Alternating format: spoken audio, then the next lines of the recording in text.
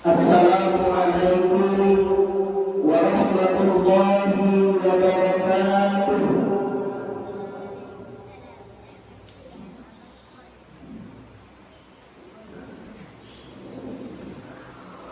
Allah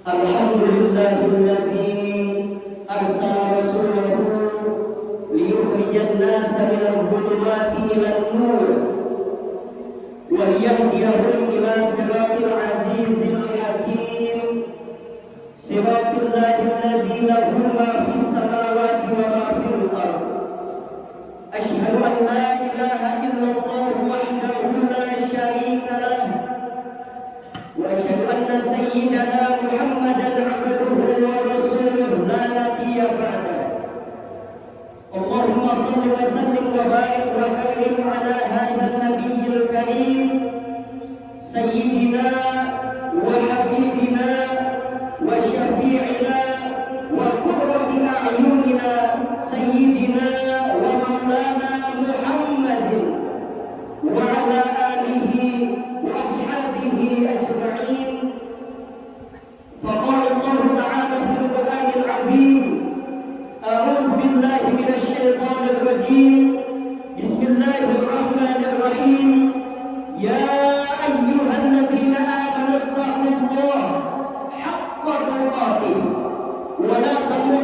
illa wa antum muslimun. Faqala Allah Ta'ala kuntum khayra ummah ukhrijat lin-nas ta'muruna bil ma'ruf wa tanhauna 'anil munkar wa tu'minuna billah. Shadaqallahul 'azim wa shadaqa Nabi sallallahu alaihi wasallam. Hadirin sidang Jumat rahimahullah. Pada kesempatan yang agung dan mulia ini, mari kita bersama-sama diundang oleh Allah Subhanahu wa Ta'ala guna menunaikan kewajiban kita sebagai seorang muslim laki-laki yang akil, yang baligh, yang tidak ada uzur baik sakit maupun musafir untuk melaksanakan ibadah salat Jumat berjamaah, di mana Rasulullah SAW menganjurkan kita untuk mendatangi salat Jumat sebelum azan dikumandangkan, serta mandi terlebih dahulu, merapikan kumis dan jenggotnya, dan memakai pakaian yang rapi, wangi, dan kalau bisa serba putih, dan mengisi saf-saf terdepan. Maka pada kesempatan yang mulia ini, mari kita senantiasa meningkatkan keimanan dan ketakwaan kita kepada Allah Subhanahu wa Ta'ala. Takwa adalah bimakna imtithali awamirillah wa ijtinabun nawahihi fi sirri wal 'alan. Takwa adalah menjalankan segala perintah Allah dan menjauhi segala larangan-larangan Allah, baik itu perintah maupun larangan yang kita senangi atau tidak kita senangi, atau itu merupakan sebuah perintah yang memberatkan atau meringankan kita, tanpa boleh dipilih-pilih. Karena sesungguhnya Allah Subhanahu wa Ta'ala tidak melihat hambanya dari bentuk rupa maupun tubuhnya, melainkan melihat hambanya dari tingkat kualitas keimanan dan ketakwaannya. Hadirin sidang Jumat rahimahullah. Sekarang adalah bulan Shawwal, yang dimana kami teringat dengan sebuah hadis, manakala melihat keadaan umat Islam saat ini, mari kita mengingat sebuah hadis yang dikutip oleh Imam Al-Ghazali dalam kitabnya Ihya Ulumuddin, yang mana hadis ini dimuat oleh Imam Ibnu Al-Dunya dalam risalahnya dan Imam Abu Ya'la dalam musnadnya. Begitu juga Imam At-Tabrani dalam mu'jamnya, bahwasanya suatu ketika Rasulullah SAW itu berkumpul bersama para sahabatnya. Kemudian Rasulullah melemparkan sebuah pertanyaan kepada para sahabatnya, hadirin sekalian. Pertanyaan ini yang sekaligus menjadi informasi kepada kita semua mengenai keadaan situasi kondisi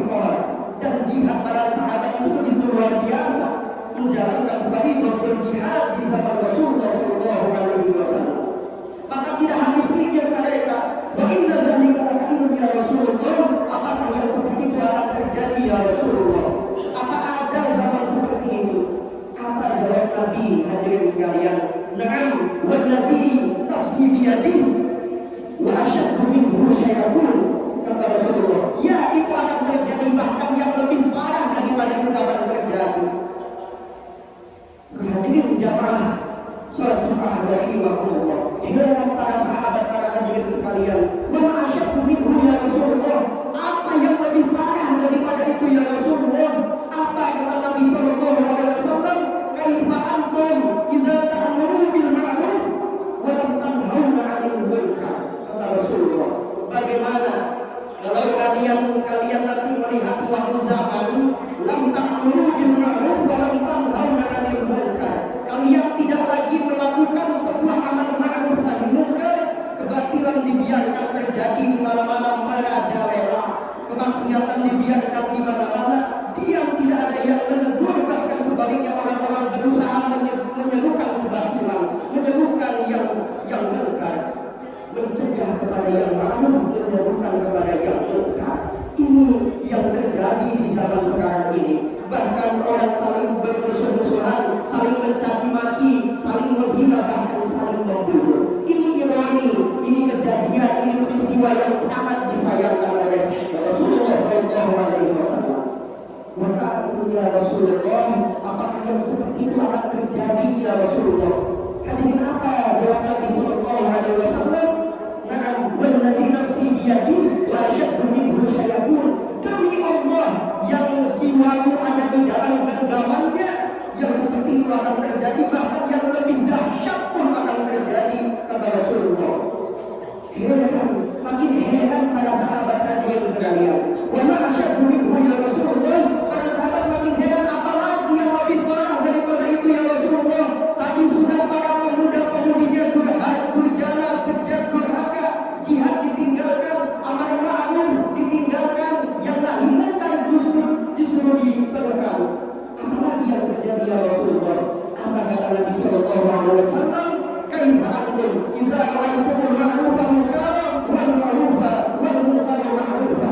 Bagaimana kalian, kata Rasulullah sallallahu alaihi wasallam, kalau melihat ada sebuah situasi nanti yang munkar jadi ma'ruf, yang ma'ruf jadi munkar, yang buruk dianggap baik, yang baik dianggap buruk, yang soleh dianggap bejat, yang bejat dianggap soleh, pahlawan dianggap penjahat, penjahat dianggap pahlawan, yang ma'ruf jadi munkar, yang munkar jadi ma'ruf.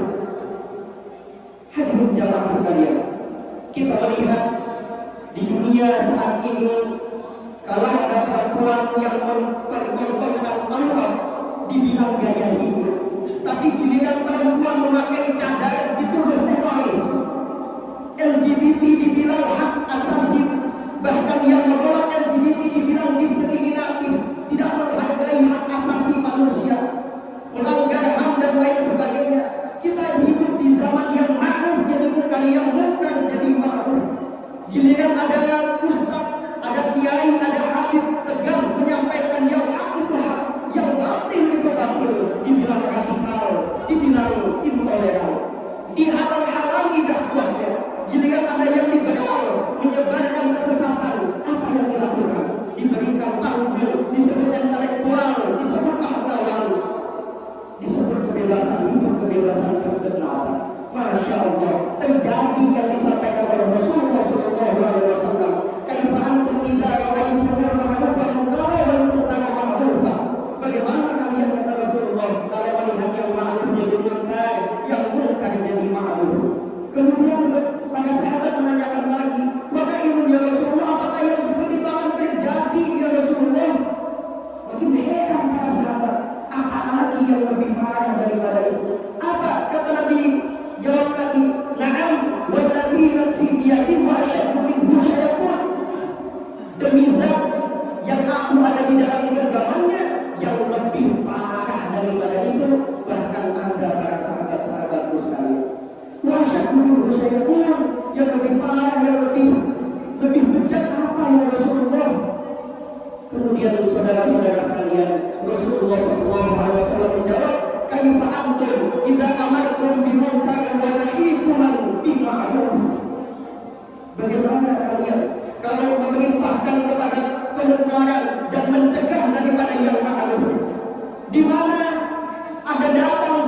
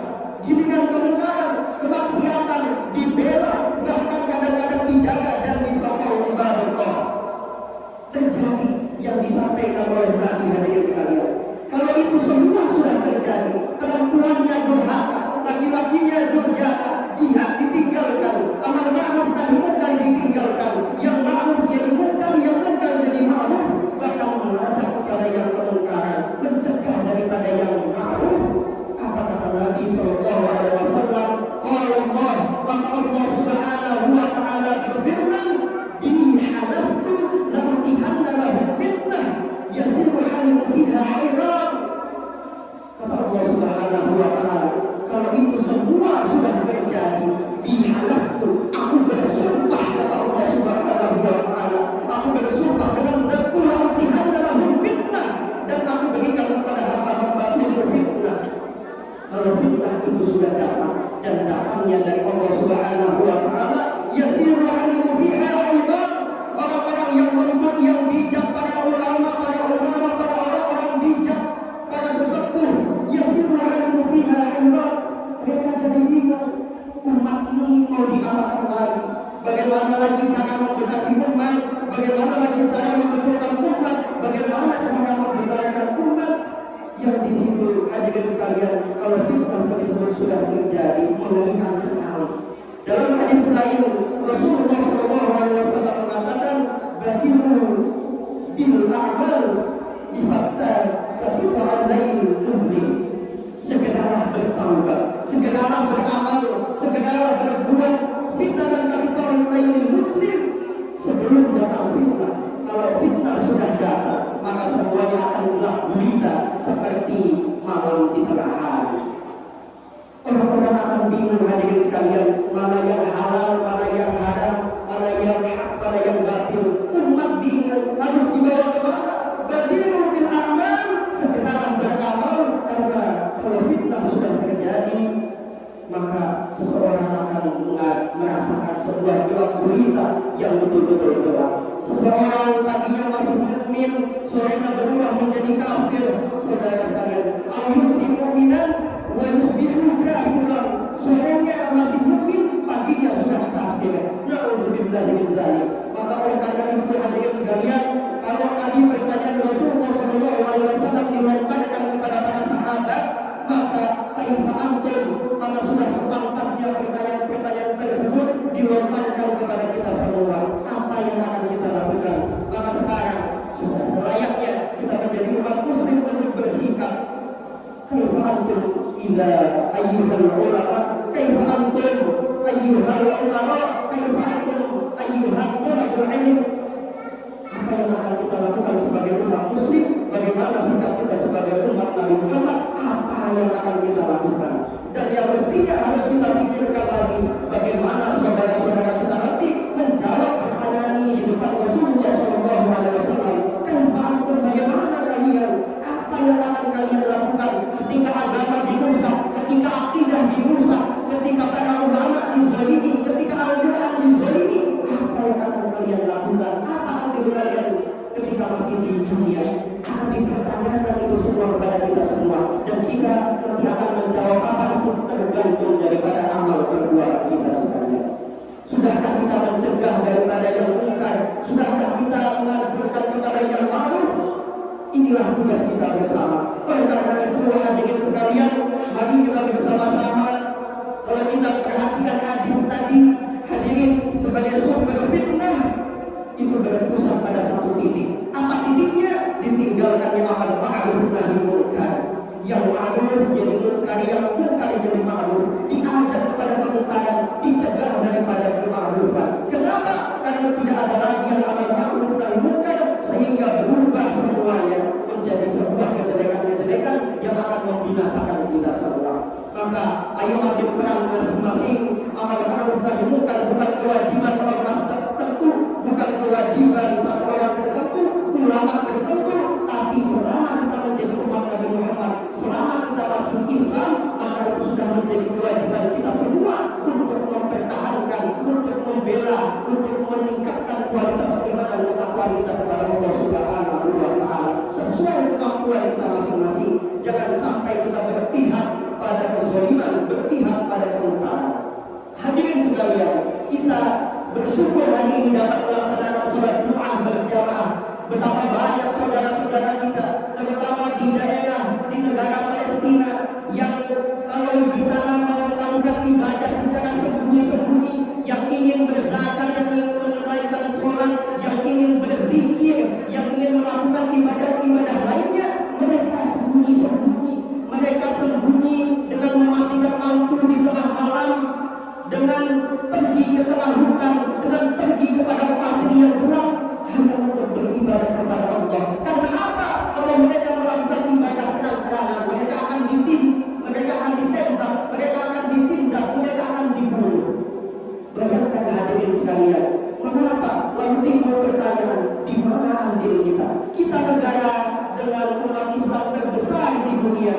mereka, kenapa kok Indonesia tidak membantu, tidak mengirimkan tentara, tidak mengirimkan polisi ke sana?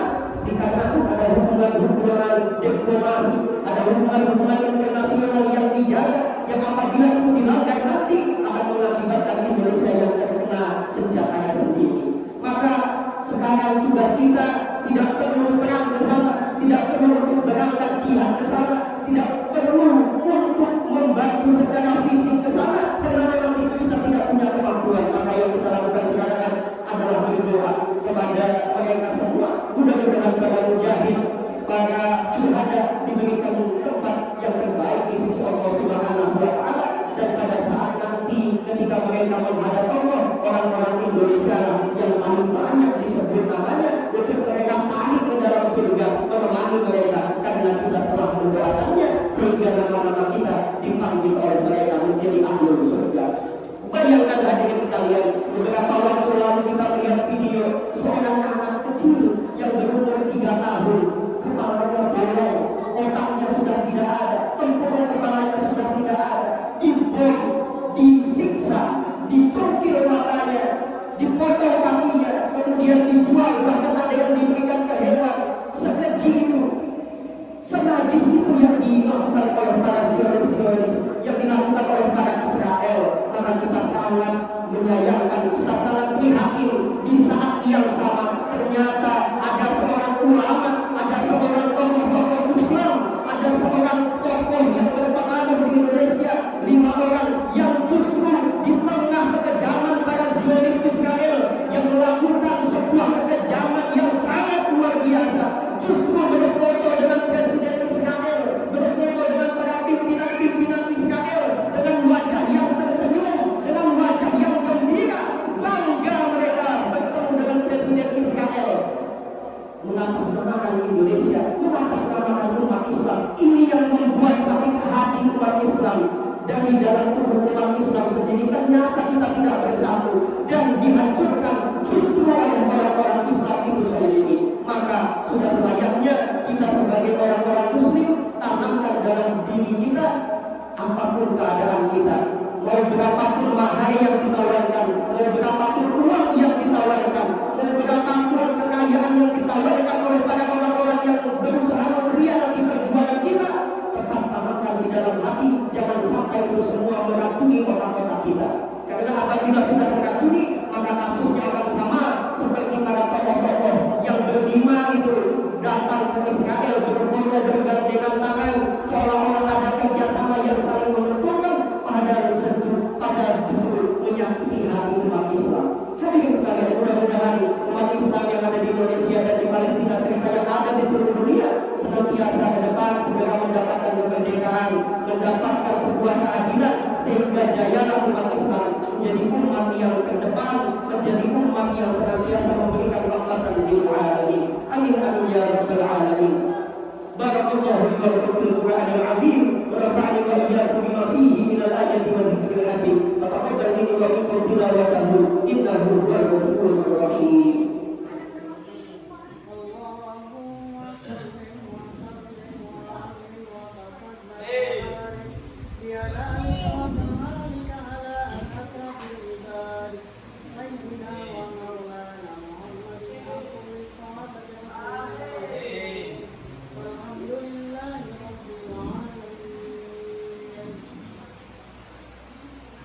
Alhamdulillah rabbil alamin wa bihi nasta'inu ala umuri dunya waddin wassalatu wassalamu ala asyrafil anam wa ala alihi wa ashabihi al-kiram. Asyhadu an la ilaha illallah wahdahu la syarika lah wa asyhadu anna sayyidana Muhammadan abduhu wa rasuluhu la nabiyya ba'dah. Allahumma salli wa sallim wa barik ala sayyidina Muhammadin miftahi babil rahmatillah adada ma fi ilmillah salatan wa salaman daimaini bidawami mulkillah wa ala alihi wa sahbihi wa sallim. Faqala Allah ta'ala fil Qur'anil azim, a'udzu billahi minasy syaithanir rajim, bismillahirrahmanirrahim. Ya ayyuhalladzina amanu taqullaha haqqa tuqatih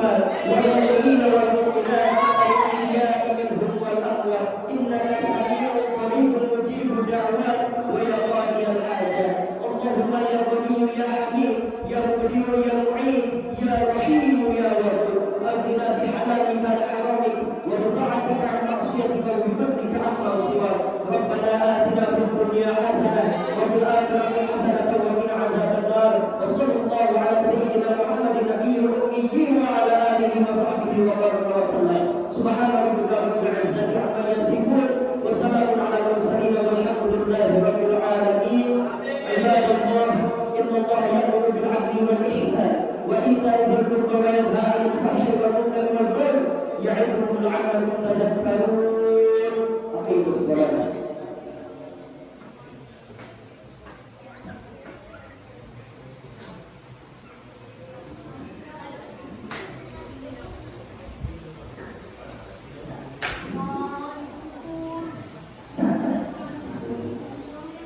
Allahumma shalli ala Muhammad wa ala ali Muhammad.